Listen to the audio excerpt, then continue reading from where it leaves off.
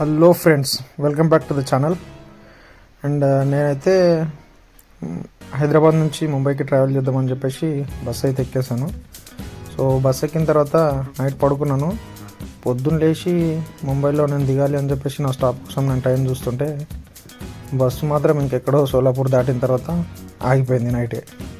So night ఆగిపోయిందని చెప్పేసి ఎందుకు ఆగింది అనేది తెలుసుకోవడం మనకు క్యూరియాసిటీ ఎక్కువ కాబట్టి సో అలా అడిగాను అనమాట డ్రైవర్కి, ఏమైంది ఏం జరిగిందని. ముందేదో బ్రిడ్జ్ దగ్గర ఫుల్ వర్షాల కారణంగా బ్రిడ్జ్ పై నుంచి వాటర్ పోతున్నాయని చెప్పేసి ఆఫీసర్ అని చెప్పాడు.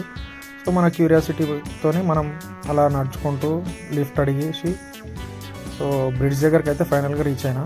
సో ఇదే ఆ బ్రిడ్జ్ సోలాపూర్కి దాటిన తర్వాత ఉంటుంది, ఒక 25 కిలోమీటర్స్ తర్వాత.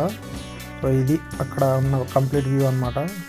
కాకపోతే అక్కడ చూసేసరికి బ్రిడ్జ్ పై నుంచి కాదు, బ్రిడ్జ్ కింద నుంచి పోతున్నాయి, బ్రిడ్జ్ లెవెల్గా వాటర్ వెళ్తున్నాయి.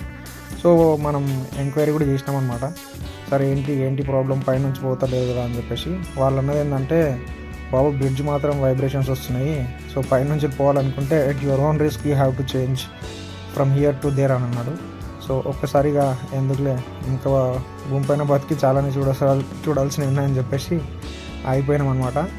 సో అక్కడ కొంచెం సేపు చూసిన తర్వాత పక్కన చూస్తే మాత్రం ఆ హోటల్స్, డాబాలు అన్నీ మునిగిపోయినాయి.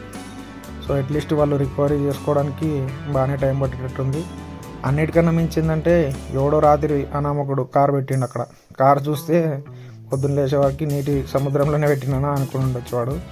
సో అలా జరిగిపోయింది. లోబోటి అని చెప్పేసి ఒక ప్లేస్ అనుకుంటుంది. సో అక్కడ నియర్ బై మొత్తం వాటర్తో వచ్చేసి మునిగిపోయింది. సో ఇది మనం హైదరాబాద్ టు ముంబై ట్రావెలింగ్లో జరిగింది. ఒక ట్రాఫిక్ మాత్రం ఆల్మోస్ట్ ఒక 10 కిలోమీటర్ల వరకు ఆగిపోయి ఉంటుంది ముంబై. సో చూసారు కదా ఫ్రెండ్స్, అలా ఒక చిన్న లైక్, సబ్స్క్రైబ్. Thank you. మరి ఇంకొక దాంతో మేము ముందుకు వస్తాం. Bye bye.